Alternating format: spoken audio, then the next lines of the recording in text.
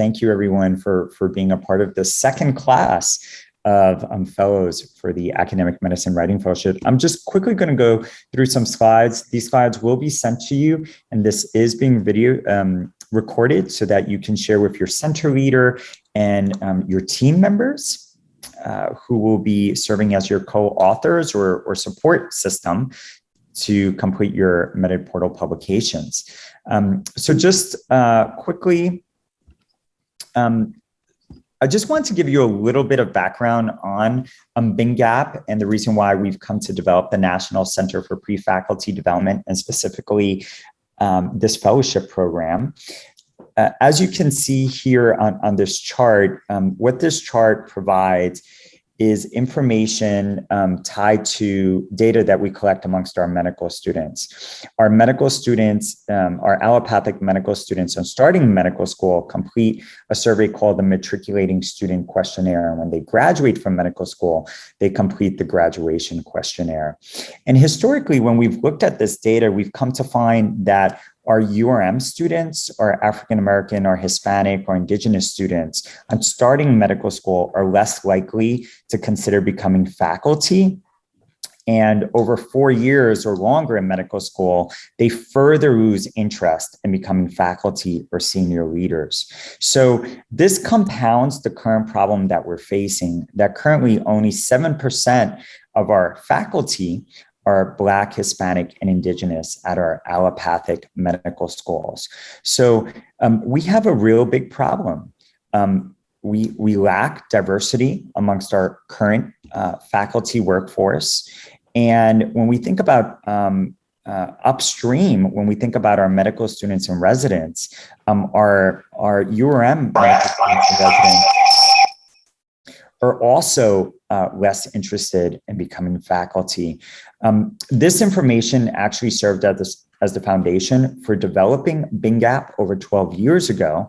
And then most recently, in the past 2 years, we launched the National Center for Pre-Faculty Development. And the reason why we launched the National Center is because we wanted to bring together leaders at our allopathic and osteopathic medical schools who were dedicated in seeing greater diversity within the academic medicine workforce, specifically pre-faculty development.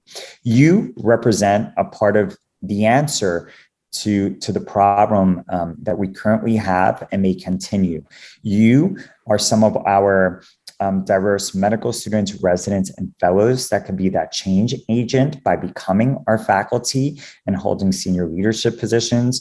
You, as our faculty and senior leaders, can change the discourse that we have with our medical students and residents. And part of that is better preparing you to talk about pre-faculty development, but also strengthening your writing acumen to have more impactful change moving forward. Just to provide a definition to one of the terms that I did just mention, pre-faculty development. This is a new concept really being disseminated by BINGAP.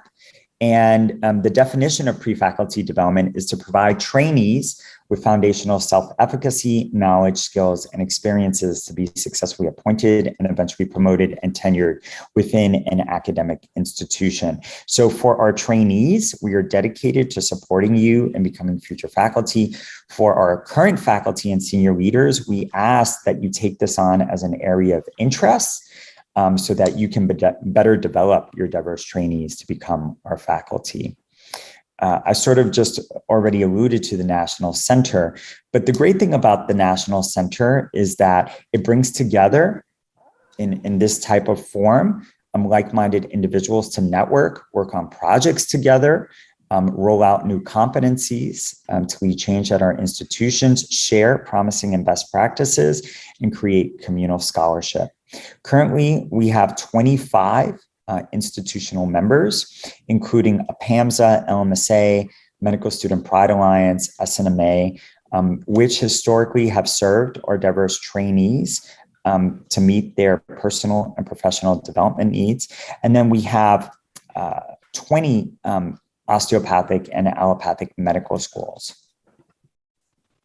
So as we think about this particular writing fellowship, the fellowship is a one-year fellowship, all virtual, Hopefully, once we get through COVID, we'll be able to come together for some of these meetings. Today, we start off with the orientation, and we've broken up the year to help you design, implement, evaluate, and write up a submission to Medit Portal.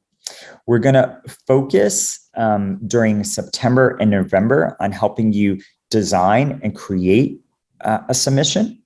Between November and February, we're going to work with you to implement it, to get additional data and evaluate your educational content.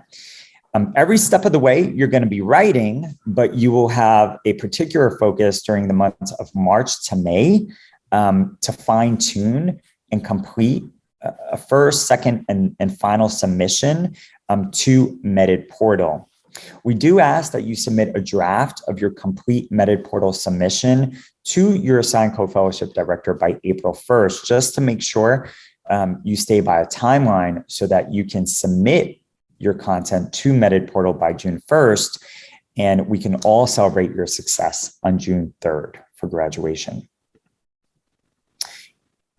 This year, there are 18 fellows currently representing 13 different osteopathic and allopathic medical schools. 14 of the fellows come through the National Center for Pre-Faculty Development. And we also have, we're also offering this program to fellows of the National Center for LMSA Leadership and Advancement, which is a part of the Latino Medical Student Association. The 4 fellows of the National Center for LMSA Leadership and Advancement will specifically be working on submitting medical Spanish content to Medit Portal. So we're really excited to have that collaboration with LMSA. Just as a reminder, and this was listed in the document that was sent to you, the overall objectives for this fellowship and the year is to give you a greater appreciation of the opportunities to publish in medical educational journals, but then have you focus on evolving something to submit to Medit Portal and submitting something within a team dynamic by April 1st and June 1st. You've already met 2 of the co-fellowship directors, Dr. Lucas and Dr. Abali, but all 6 of the co-fellowship directors will be speaking to you, and you will be assigned to one of the 6, and they will be meeting with you on a monthly basis to help you stay on track. So with that, I'm going to stop, see if there's any initial questions, and we'll continue to go through this, but any initial questions before we have our 2 guest speakers?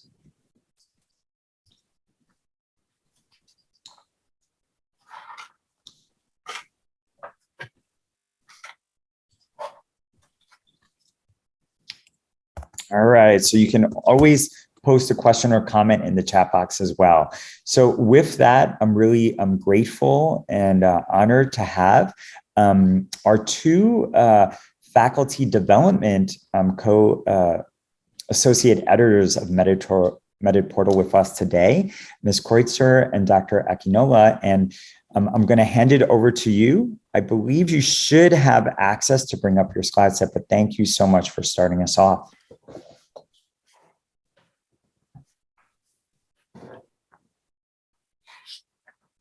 Kathy, do you want to bring up the slides and you can sort of drive it for me as I present, and I can do the same for you when it's your turn.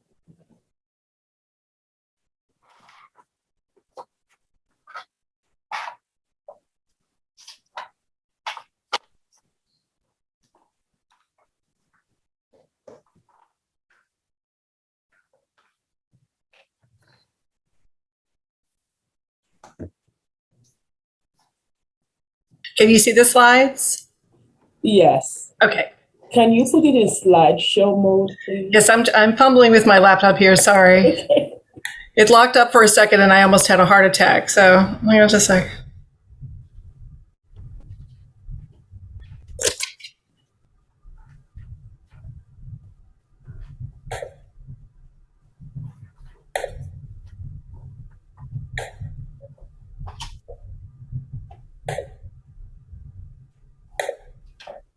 There we go.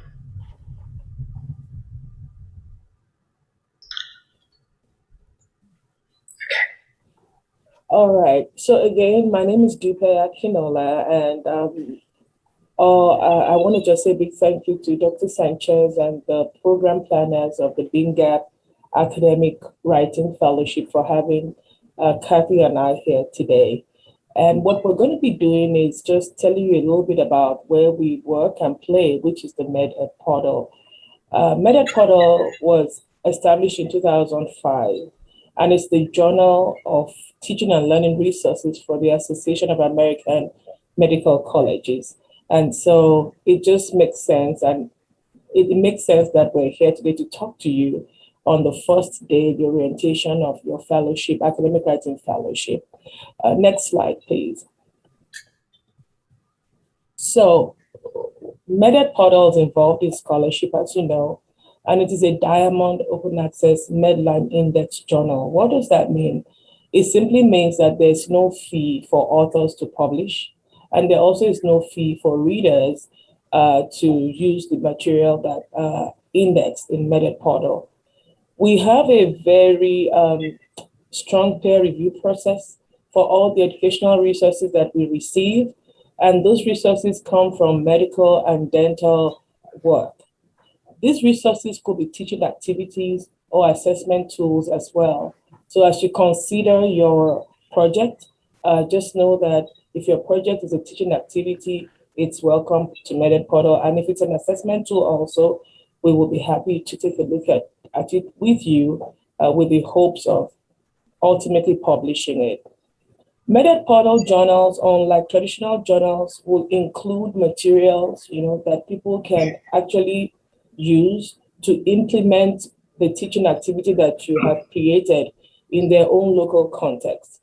And authors get to keep the copyright in MedEd Portal. So the publisher does not own the copyright to the materials, but you as the authors will have the copyright. Next slide, please. So in 1990, a man called Ernest Boyer, he made significant changes to how we define scholarship. We all know that scholarship traditionally has been deemed to be original research in a particular discipline. But Ernest Boyer moved that boundaries, and he talked about 4 categories of scholarship that I'm going to go through quickly. So there's the scholarship of discovery, which is original research, basic science, clinical science in a particular discipline, what we know as a yardstick for promotion and tenure in academia. He also described the scholarship of application, which simply means translating new knowledge to make practical solutions that impact an individual or a community. So from that definition, you would know that the scholarship of application will be seen more in the sciences and humanities domain as well. So all of the work, systematic inquiry that's not discipline related or related to healthcare comes under the scholarship of application. There's also the scholarship of integration, which basically uses systematic methods to create connectedness between disciplines, and studies that connectedness. So you can think about it really as interprofessional learning or education and debate.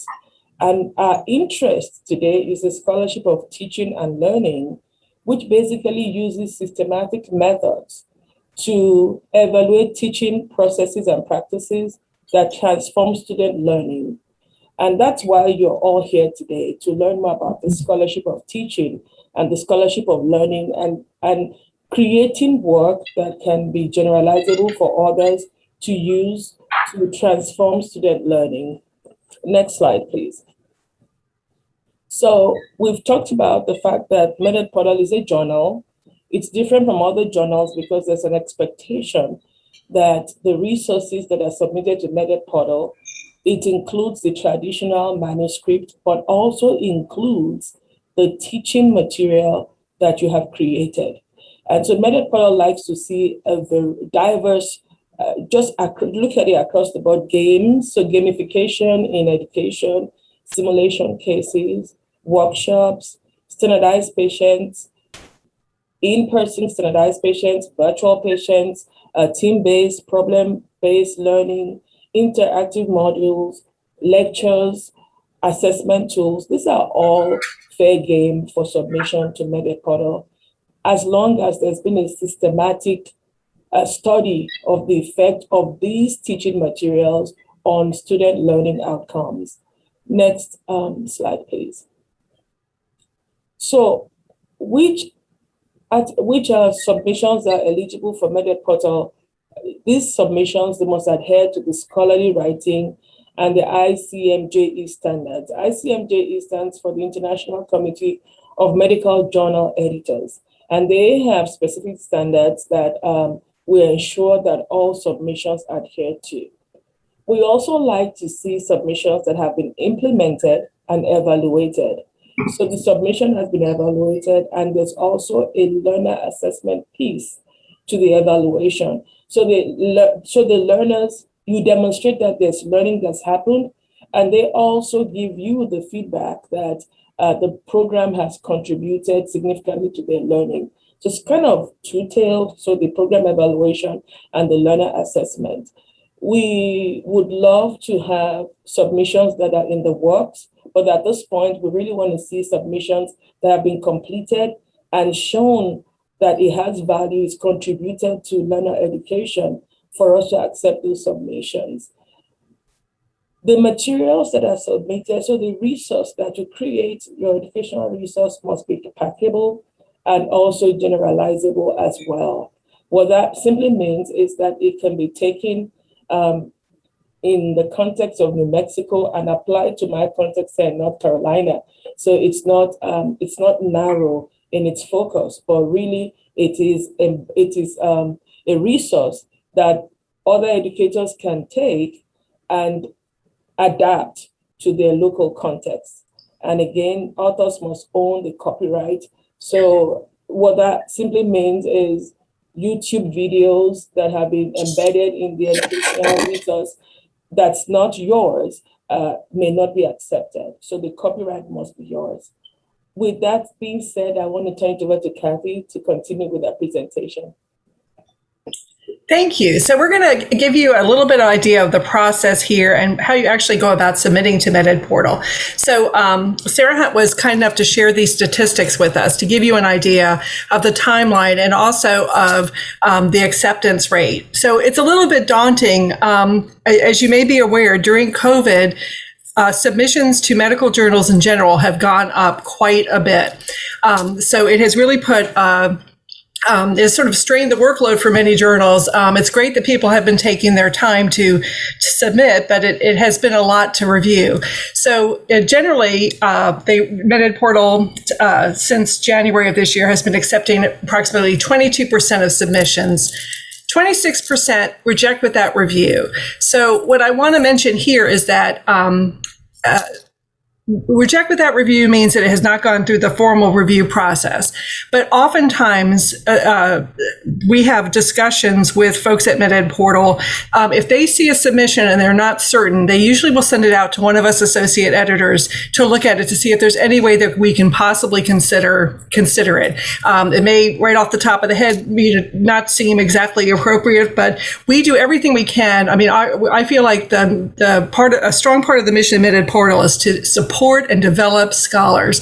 And so we try very hard to consider your work and also to give you really good feedback through the informal and formal review processes so that you can resubmit, learn for your next project and that sort of thing. So while it does seem a bit daunting, I want to encourage you that we honestly are here to help you, and our goal is to get you to submit something, to publish something successfully. So the timeline, here's the timeline here. It is a little bit long right now, as I said, because of the volume. We publish about 17 publications a month, which is quite a bit. And those are sort of you could go to the MEDED portal website, which I'll note later. You can see highlighted new submissions, and also the most downloaded submissions are highlighted on the website. So you'll be hearing as you go through this process a lot about the educational summary report. This is basically the abstract that's very similar to any other research abstract that you would see if you were looking at an article, let's say in academic medicine. So it needs to be a concise, well-organized description of your resource. And this is about the time, it's about 3,000 words and generally less than 30 references. And so this is your manuscript for your submission, and it's the scholarly description of your educational activity. So the ways in which it's similar are that you have the same basic format. You have your abstract, your introduction, your methods, your results, and your discussion, just like any other submission that you would make anywhere else. And those sections generally have pretty much the same functions and style. The difference is what the focus is in an educational summary report. It is not the same as a research paper. What you're doing is creating a resource for someone where they can take your work and apply it to their setting. And that you are sharing your educational objectives, how you actually put the work together, how they would put together a session, for example, and providing them with all of the materials. We also put what I think is a fairly strong emphasis in Med Ed Portal on the reflective component of your discussion section. So what have you learned from going through this process? Have you gone through it several times, and what things have you changed as you have gotten feedback from your learners and also from the folks teaching the session? And what changes would you suggest to other folks? So we do expect a good educational, personal reflection component in your discussion section. So the ways in which it's different, as I mentioned, you're going to include the learning objectives for the session. So if you did a research paper on a session, you would probably not include those because you'd be more focused on the actual results. So the ESR really focuses on your process primarily, though we are, of course, interested in evaluation results. Your methods need to address practical issues. So as I said, this needs to be pretty much off the shelf where someone could skim an ESR and say, this would work in my place, this would not work in my place. They have to be able to assess whether their learning group, the setting that you need for it, the topic, and how it's delivered would work for their institution. And because of that, your appendices take a central role. Because at your appendices, you're providing your actual learning materials, your generic set of slides that they can adapt to their setting, any evaluation materials you have, any handouts, and that sort of thing. So it's a very practical submission. And that's why I think sometimes for folks who are starting out, who are involved in teaching, this is a little bit easier because you're actually writing up things that you do yourself. So here's the Med Ed Portal website, which I'm sure you'll be hearing a lot more about as you go through here. They have 3 special calls for submissions right now: anti-racism in medicine, telehealth education, and integrated behavioral health. And if you go to the website, you will see more information about these. Over time, they focus on different areas. We did have a virtual learning collection last year, trying to put together materials to meet that need. So if you have input about this, or if any of these are a particular area of interest for you, I'd suggest that you check out the website. And I know that Dr. Akinola and I are always available for your questions. I know you'll be getting these slides, our emails on the slides, and please feel free to reach out to us if we can be helpful to you as an adjunct to your fellowship team at any time. Thanks so much for allowing us to be here today.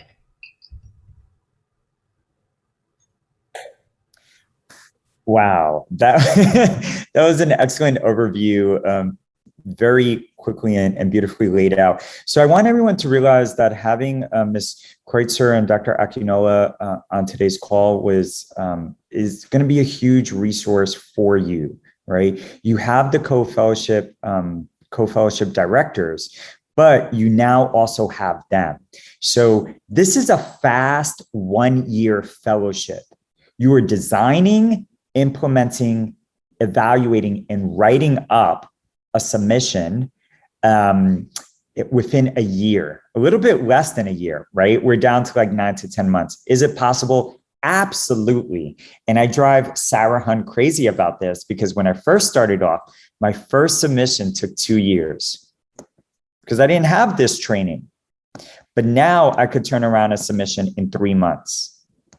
So the skills that you're going to learn over this 1-year fellowship and in working with your co-fellowship directors and the co-directors from Med Ed Portal will help you do that, right? Any questions for them right now? JP, I have a quick comment as questions are coming in. I just wanted to say that MedEd Portal is a journal. We're an index journal, and our numbers may have been daunting. And so I corrected the reject before peer review stat in the comments. But our goal is to help you get into peer review. And once you're in peer review, we have so many amazing educators who will help refine and work with you to strengthen your submission for publication. And that's our goal.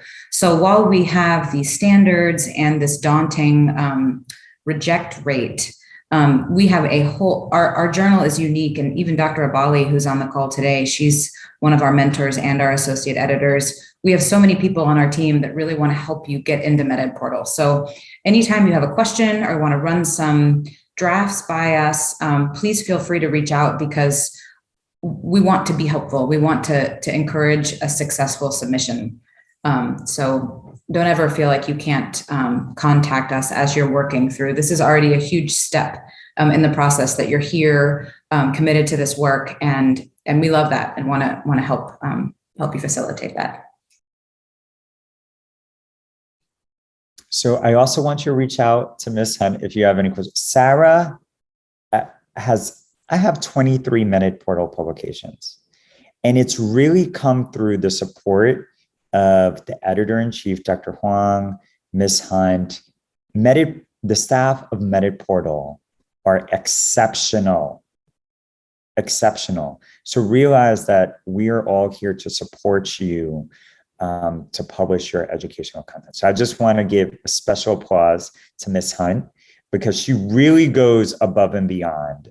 For those who haven't met her, by working with her, you're going to come to appreciate that. I appreciate that. It's been a lot of great years. So thank you again, Sarah. After I share that, there must be some questions or thoughts, some excitement.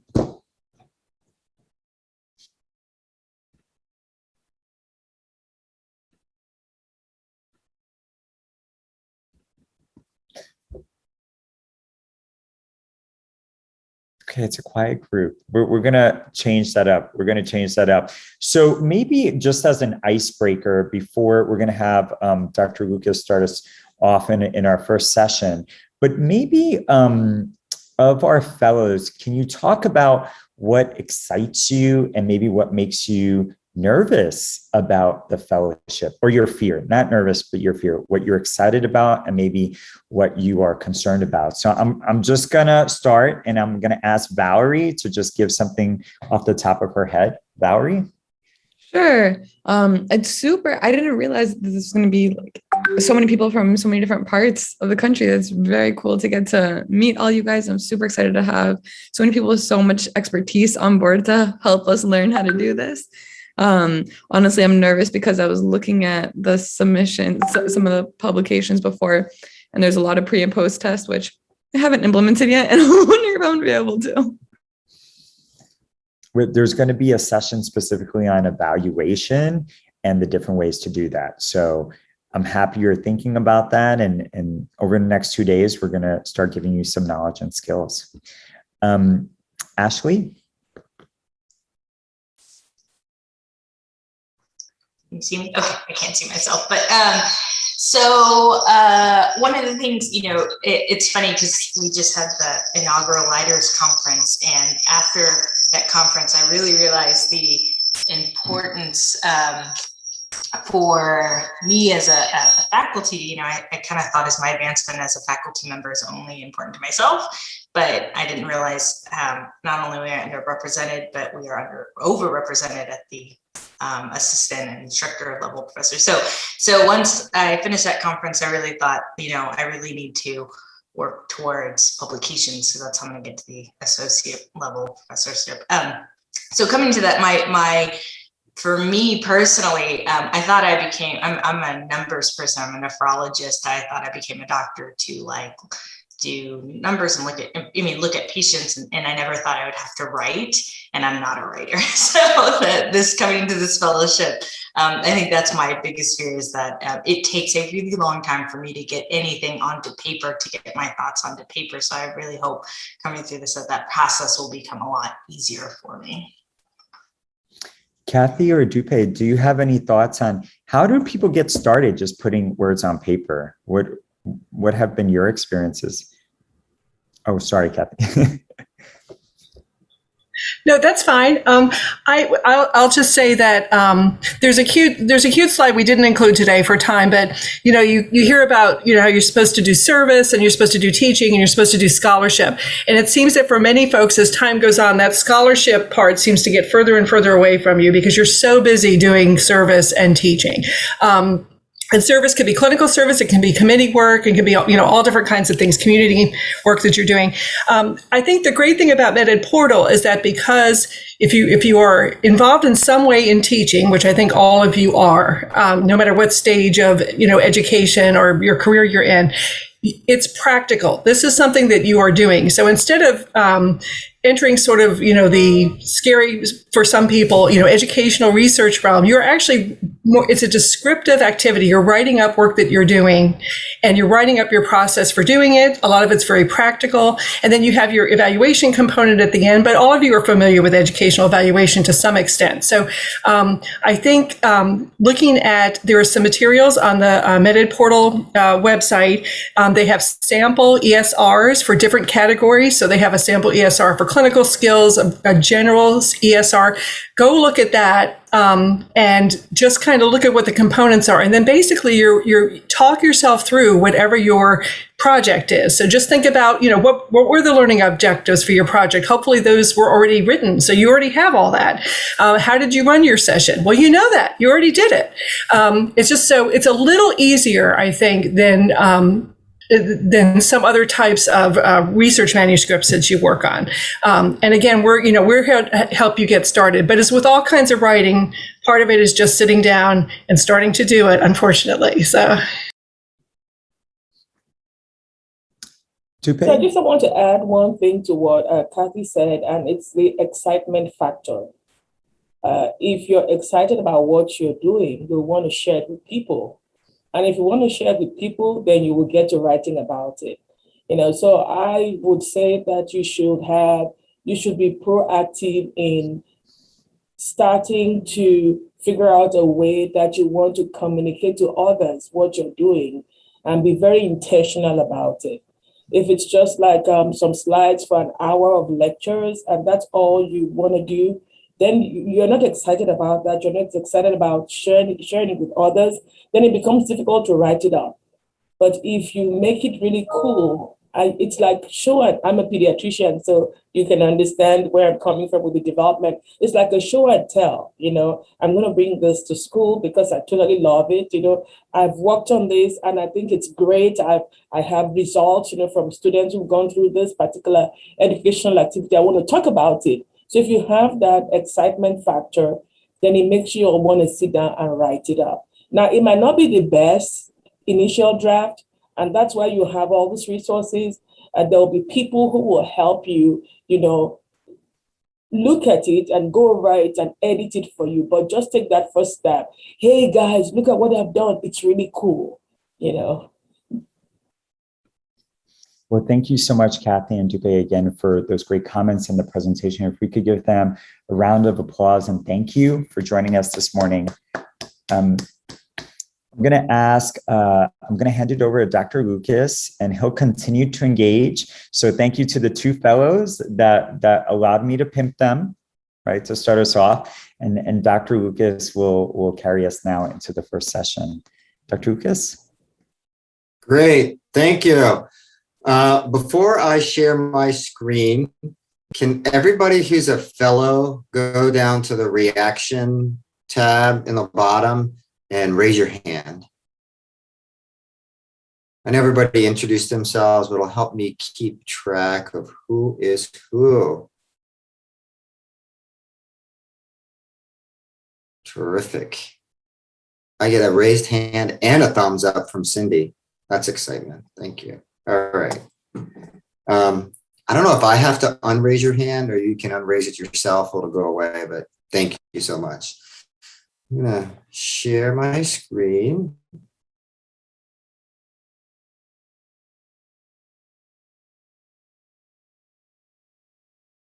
All right, so let me just change my view so I can. Terrific. So this first session is really introductory. I'm gonna cover a fair amount of stuff. A lot of the things that I'm gonna talk to you about and share with you will be covered again at some point in the next day or two. So don't feel like you have to completely understand or take notes or have all your questions answered, because some of and I'll point out to you as we go along where some things will get followed up in future sessions today and tomorrow. But this is consider this to be an overview. My co-presenter was supposed to be Dr. Medina from Thomas Jefferson University. He couldn't make it today. Not only is a great guy and a good speaker, so I'm sorry he's not here, but you guys will all hear from him tomorrow. So every good educational session starts with learning objectives, which is something that you are going to get to know. And the learning objectives for this session today, are to, by the end of this session, you should be able to define educational scholarship and an educational portfolio. You should be able to recognize the value of scholarship, and you should be able to identify how you will get started to do educational scholarship yourself. So the kind of the who, what, why, how we're going to do this. I'm going to talk about some of this stuff. We're going to talk about why building a portfolio is important. Talk about how you can take some of the things that you are doing already as teachers, and then go through a couple of scenario exercise to get you warmed up towards success. So before I go any further, could you put in the chat, because I can't see all of your faces while I have sharing screen. For all the fellows, let's take a minute and have you put in the chat some activities that you've done as a teacher or an educator before, things that you've already done, whether it's related to med school or the other part of your life, but activities you've done as a teacher.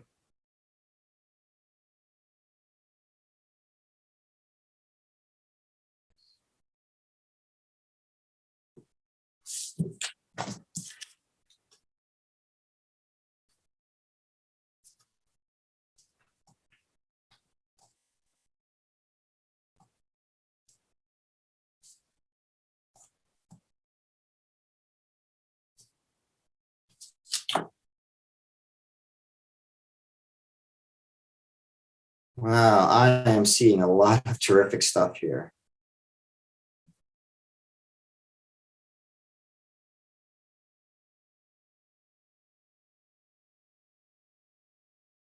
Great. So a lot of teaching, a lot of different kinds of teaching, from escape rooms to being facilitators. Delaney, it looks like some of the stuff that you do may have borderlined on sort of mentoring with your individualized tutoring, teaching in the sim lab, all terrific stuff. So it looks like as a group, you guys are already teaching. So I think what's important for you to learn over the next 2 days is how do you take what you're doing already and put it into, convert it into educational scholarship.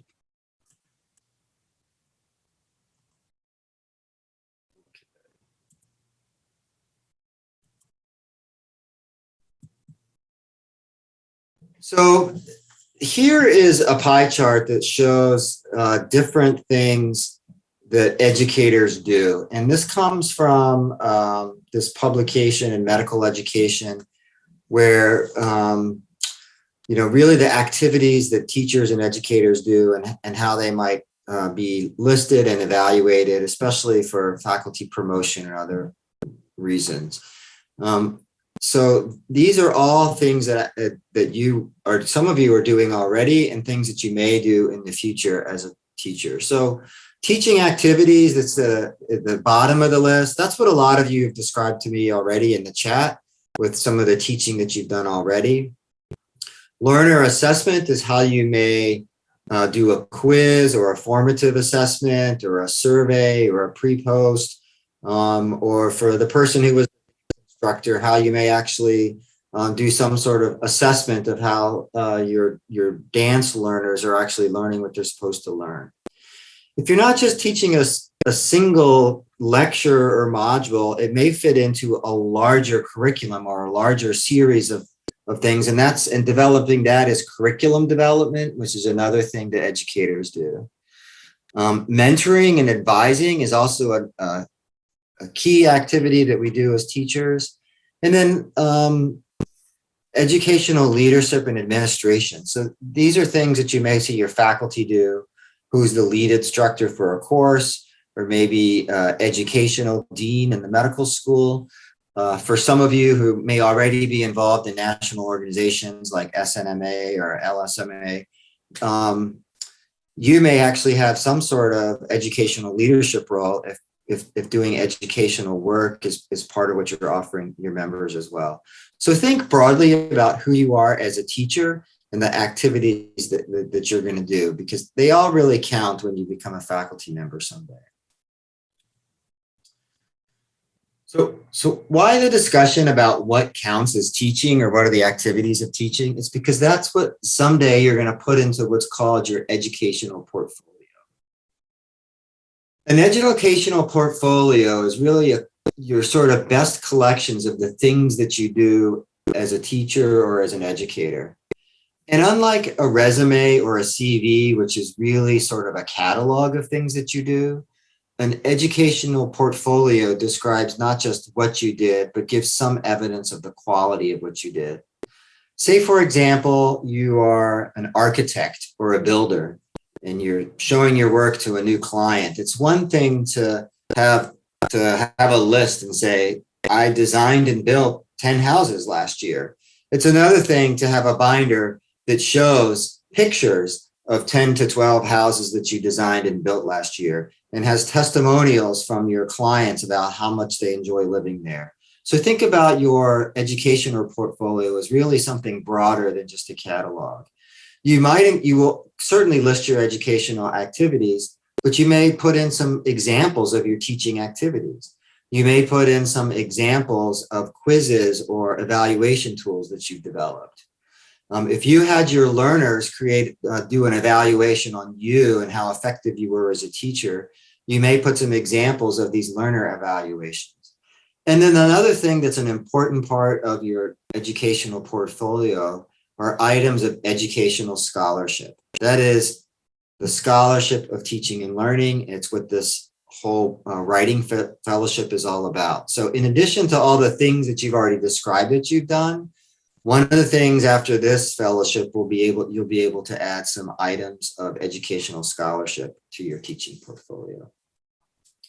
So it kind of begs the question, what is educational scholarship? Dr. Akinola sort of introduced you to the Boyer model already.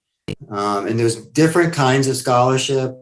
When we think of research and scholarship, we tend to really think about the scholarship of discovery. And that's original research to discover things just for knowledge sake. A lot of what your faculty do that are basic scientists is the scholarship of discovery. Hypothesis-driven scientific research is classic science. That's scholarship of discovery.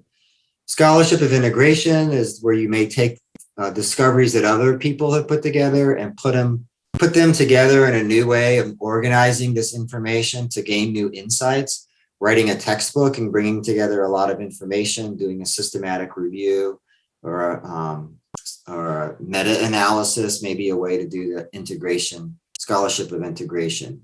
If you do a systematic review, you didn't do all the primary research into all the papers that you reviewed, but you've taken that body of knowledge and pulled it together and looked at it in a new way. The scholarship of application is where you take some of the discoveries of others and you apply it in real world scenarios or applications. Some quality improvement research may count as as application scholarship. And you know, some if you're doing some clinical drug trials where you didn't really discover the drug, but you're sort of applying it to patient care, it could be another form of the scholarship of application. And then what we're really talking about is the scholarship of teaching. Some people call it educational scholarship. You'll see it also referred to as the scholarship of teaching and learning. And this is really the systematic study of teaching methods and innovations to really enhance learning. It's the scholarship of teaching, which is really the focus of this writing fellowship.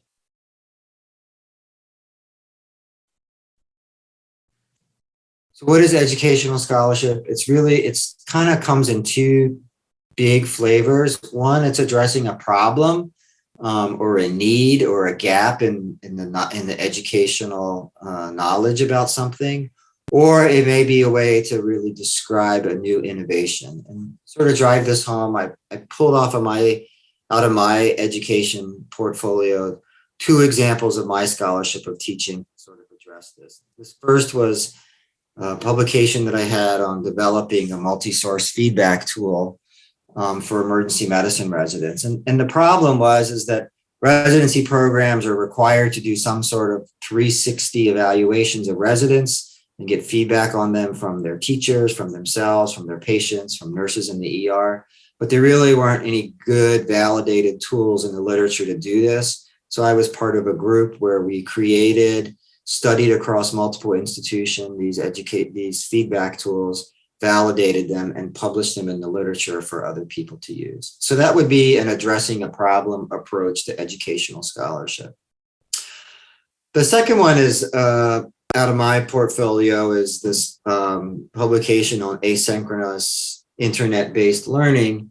And if you look at the date on it, it was 2013. It was clearly before the pandemic and clearly before Zoom and a lot of online teaching that has really become the norm in the last year.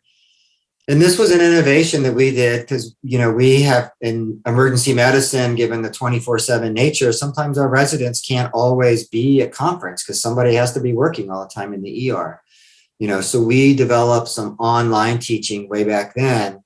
And we're able as an innovation to ensure that these learners still could learn what they needed to, and then compared the live conference versus the online version of the material and showed that learners could learn equally in both ways. So those are 2 examples of things that I've done that are educational scholarship to sort of just be an example to you.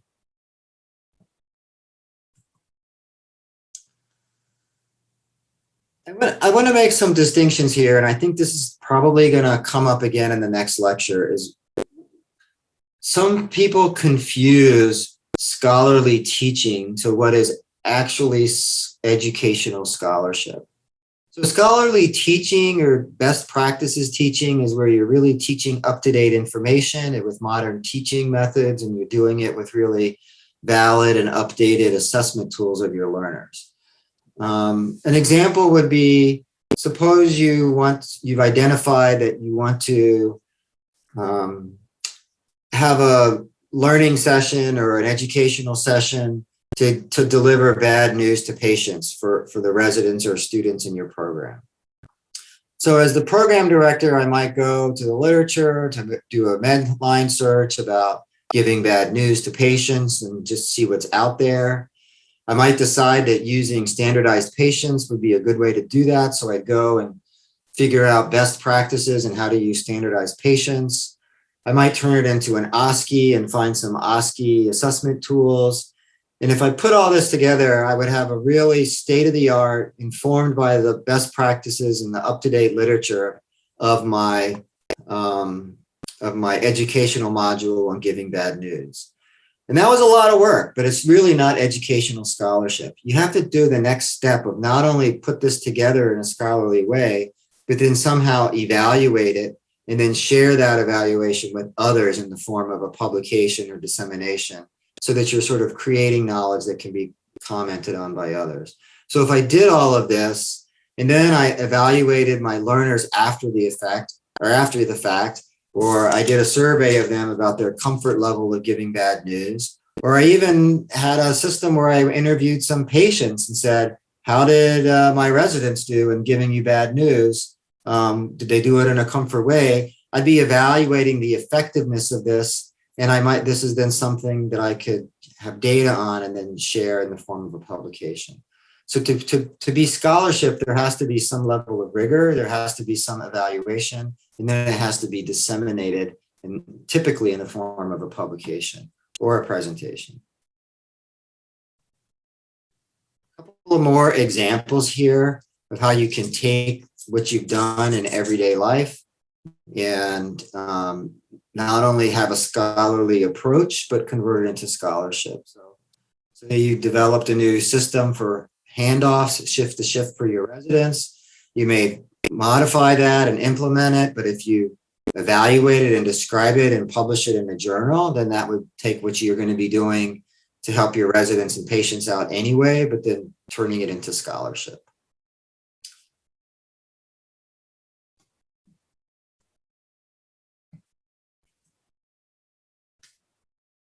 Okay, that was a lot of information. Big question is, where do you go from here? You know, sort of the now what question. I know what an educational portfolio is. I know that as a future teacher, I'm going to be doing lots of things. I know that doing educational scholarship is going to be an expectation of me someday as a faculty member. So what do I do? How do I get started? What's the next step? And Dr. Akinola sort of also mentioned this in the prior talk about sort of having some passion, but there's kind of two ways that you go to the next step.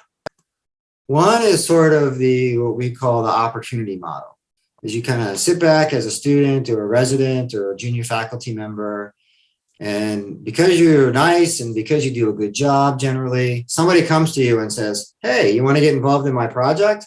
I need a student to help me out, or I need a resident to help me out. And you're like flattered and you're like, great, I'd love to help you with that. This sounds good. I'm honored. I'm glad you picked me. But at the end of the day, the project isn't your project. The project was your faculty member's project or another person's project. And so it may not, once you get your hands dirty and doing it, you may really not enjoy it, or it may not be a passion area for you.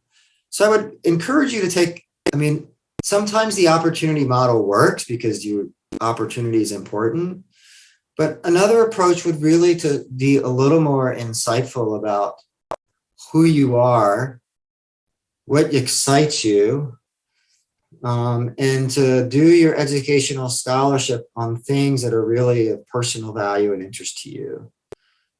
So some questions that you could ask yourself, I think, to do this would be, what are your passion issues in medicine? Why did you become a doctor or a healthcare professional to begin with? And what about that might be interesting to you to teach to other people? Another way you might approach this is, because all of you have sort of described some teaching activities you've done already. What kind of learners do I really enjoy working with? As a faculty member, I may really like working with med students better than residents. Or I might find that when I did some teaching to high school students, I found it very rewarding and very interested because they were so earlier in life, I felt like I had a bigger impact. And then another approach you could have to this is, it's not just what do you like to teach about or what kind of learners, but again, what ways of teaching do you really resonate with you as a teacher? I learned that we have a dance teacher. I've learned from you that you've done some small group facilitation. I've learned that one of you has taught in the sim lab. Which of these kind of teaching activities really excite you? Do you like? And that may be an approach of a place where you want to do some educational scholarship. All right, I've done enough talking. I'm going to once again try to hear from you. So let's take a minute and consider this scenario, and I'll read it out loud for you. Robert's a third-year medical student. He's involved in a student group that teaches high school students from underserved neighborhoods who think they might have an interest in medicine. He teaches them about health topics, and he teaches them about possible career options in healthcare. So this is something Robert does because he enjoys doing it. So how could Robert take what he's doing already and switch it up and just do a little something extra to fulfill the criteria for educational scholarship? So let's take a minute and think about that. And you can put some ideas in the chat, or I'm going to stop sharing my screen and you can raise your hand if you have some thoughts about what Robert may do to take what he's doing that he enjoys doing and converting it into scholarship.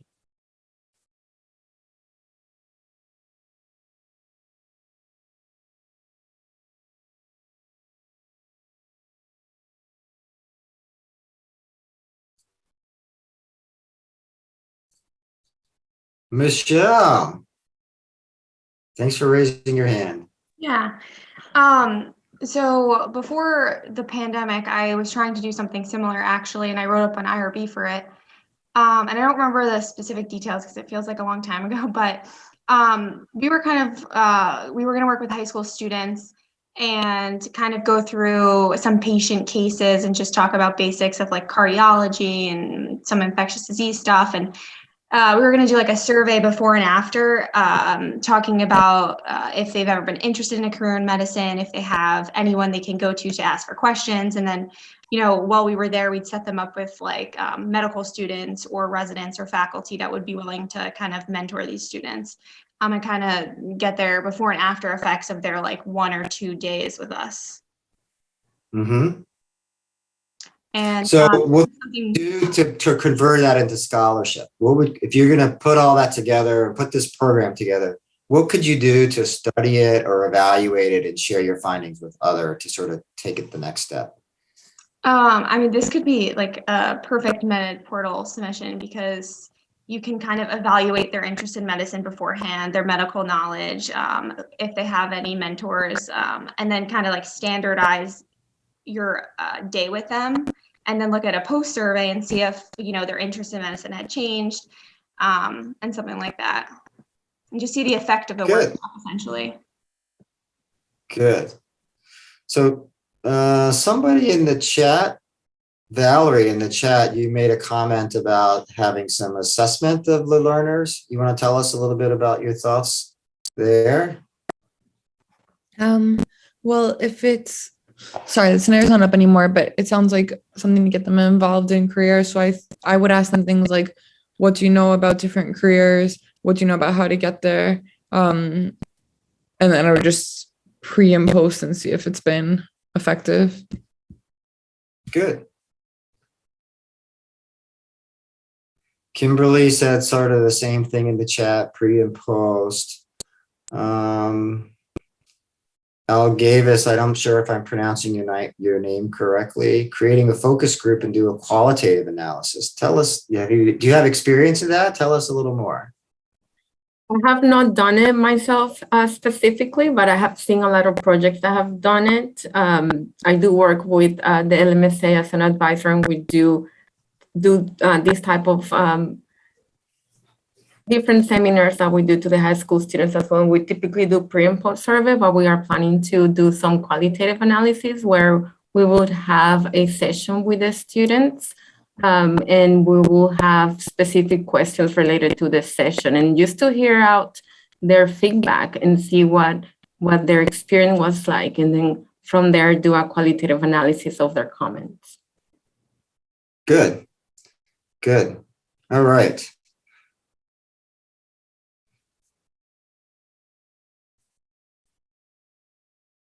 So here's another scenario. Joanne's a medical student who has an interest in LGBT health. She decides to become involved in a session on how to communicate with LGBT patients in a culturally competent manner. She develops a group-based simulation similar to an ASCII where one student would play the patient and another student would play the physician. After the simulation, Joanne would lead a debrief session to assess the students' experiences and highlight the main teaching points. Her audience consisted of medical students and residents. How could Joanne leverage this teaching activity to fulfill the criteria for educational scholarship? So for the last case, we talked a lot about pre-post. So think about what you learned in the first session around all the things that you could submit to MedEd portal. So if Joanne was going to take the time to do all this, what are some things Joanne could do to turn this into educational scholarship?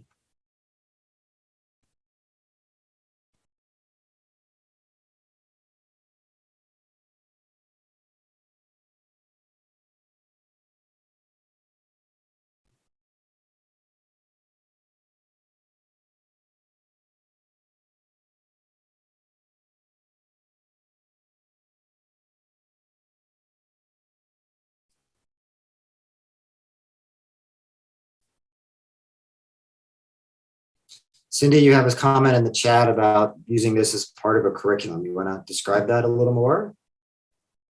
I was thinking that this could be more than, because it sounds like this is maybe like a 1 or 2 day kind of thing, but I was thinking maybe if she can create a curriculum about this, and then she would have to find a way to evaluate it, and then she can publish that curriculum.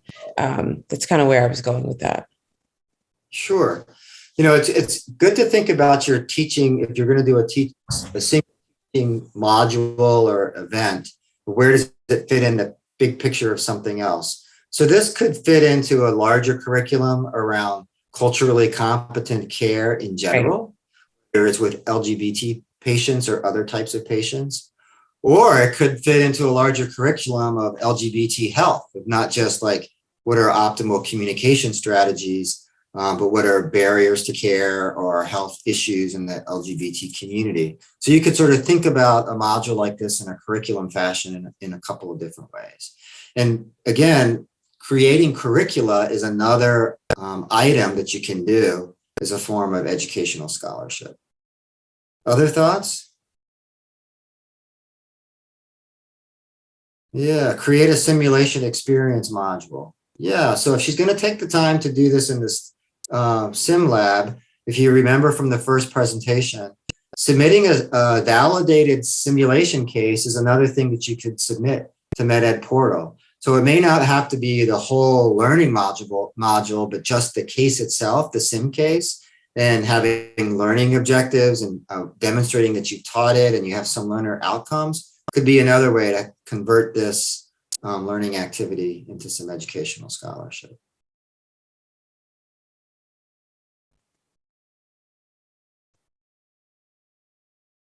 We have time if anybody has another thought about how you could take an activity like this and turn it into scholarship.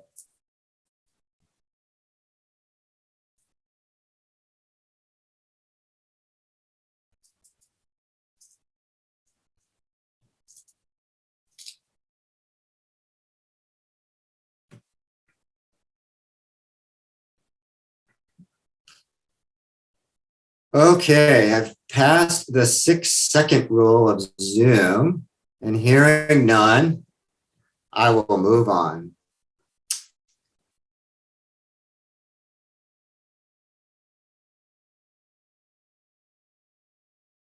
Okay.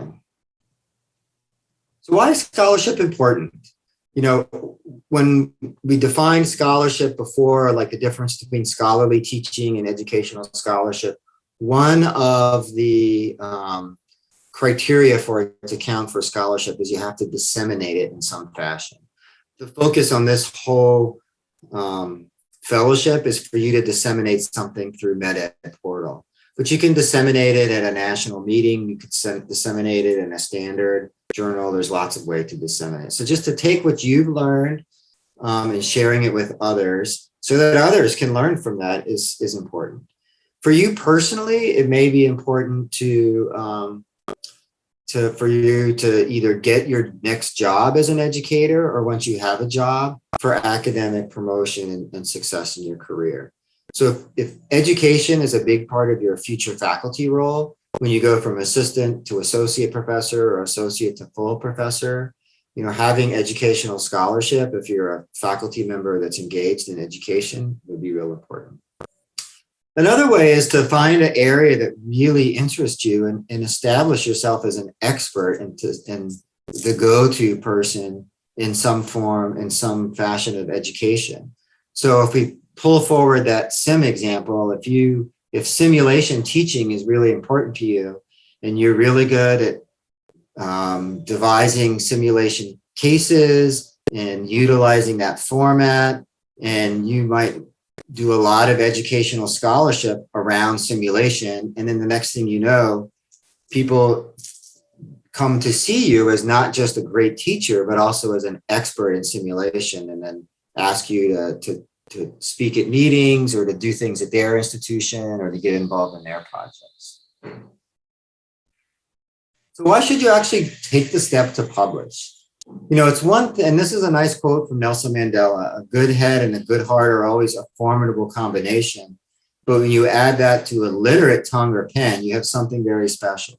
So you could be the best teacher in the world, but if you're the best teacher in the world and then you share what you're doing really well with others so you can inspire others to be good teachers and share what you've learned, then I think that's a very motivating factor to publish. I'm going to go through a series of slides next that really go, I'm not going to spend a lot of time on each slide, but this goes through a lot of the issues that you want to think about to get to where your passions lie and what you're doing as a teacher and have it end up as educational scholarship. Almost everything that I'm going to talk about next is going to be covered in more detail in a subsequent session today or tomorrow. So it's really just kind of a roadmap and a preview of what you're going to be learning to be success. One is to think about publishing right from the beginning. And hopefully that's what today was about. Again, we're really focusing this workshop on MedEd Portal. So you should really go to MedEd Portal and look at the kind of things that are published there. There's a page that says information for authors, and it will describe the different kinds of submissions. And say you want to submit just a teaching module, you should read what are the requirements to submit. If you're going to decide to submit a sim case, you should read what are the requirements and what's the format for a sim case. So think about where you want to disseminate, where you want to publish, and make sure that you have all the pieces in place from the beginning so that when you get to the end, it'll actually be successfully published. Another thing is mentorship. Think about who's going to help you. If you've never done this before, it's a lot of work. It can be really daunting. Someone who has published before, someone who's been both unsuccessful and had things rejected and learned from that, and then became successful in publishing is a great mentor. A mentor who's interested in the same things as you may also be an important key. So think about finding a mentor. Every one of you in this program will be assigned a mentor, but you really probably are going to need some mentorship and some help at your own institution as well. So start thinking about that. The needs analysis is really a must for any sort of educational scholarship. It's sort of the why are we doing this? And the needs this needs analysis can be filled with a literature review.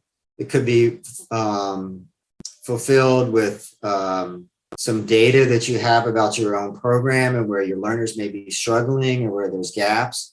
We're going to talk a lot about a needs analysis later with Rosa, but the justification of why this piece of educational scholarship needs to be done in the first place and how it's unique and different is really important for success. Once you have that, you have to really develop a research question. And the research question is really going to dictate how you're going to evaluate your session. So if your research question is, can learners' comfort in giving bad news to patients be enhanced with this module, then you're going to focus how you deliver this and how you assess this to answer that research question. If your research question is, can I increase knowledge about something, you're going to design your assessment to do something else. So you really have to develop a well thought out research question for your project. Then you're going to figure out how you're going to assess it. And your assessment method has to be appropriate for what your research question is. There's a talk tomorrow that Dr. Medina and I will do about how you can do learner assessments with knowledge, skills, attitudes, and other things. So you'll learn more about that. The other thing that you need to think about now is that if this is scholarship and it's going to involve learners who are, quote, your subjects, you really have to have it submitted to your institutional review board, which looks at all human research that's done at your school or your institution. A lot of educational research is found to be exempted because it's really low risk, no risk, non-interventional stuff. And even if it's not exempted from an IRB review, it's often qualifies for an expedited review by your IRB.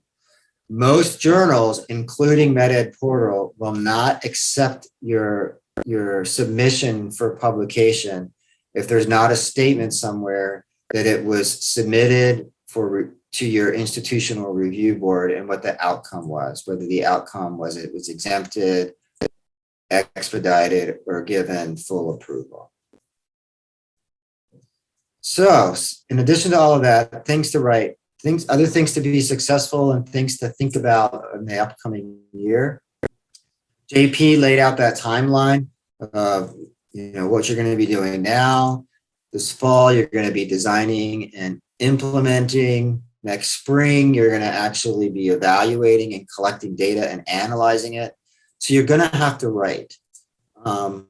So as the introduction part of your submission, you really can write early on because that's going to help you design your project. And so think about setting a time to write on this from the very beginning. Create deadlines, block out times on your calendars, discuss it with your mentor. If you're doing a project with something else, use some peer-to-peer support, but actually finding and making the time to sit down and write it is really important. And then you have to think about what your publication outlet is going to be. This whole workshop is really focused on MedEd Portal, which is an online publication. But some of what you do may actually be the foundation for what could also be a journal publication somewhere else, or be at a poster presentation or a presentation in a workshop. So this is the MedEd Portal website screenshot. It is peer reviewed. Everybody should. So clearly putting something and getting accepted in the MedEd Portal is a form of educational scholarship. Another thing you could do is actually submit it for publication. This is a publication from Dr. Williams, who's one of the co-fellowship directors, and you'll be at some point in the next day or two that she actually published as a paper in the American Journal of Gastroenterology related to some teaching and an OSCE she did for her GI fellows, where she's the fellowship director. So in summary, to put this all together, you find something that you're passionate about, get a plan, get started, find a mentor, be very organized, chart a course, set some deadlines for yourself, and then ultimately submit, and you'll be successfully published. So I'll stop there for any questions or reflections or anything about all the stuff that I just shared with you.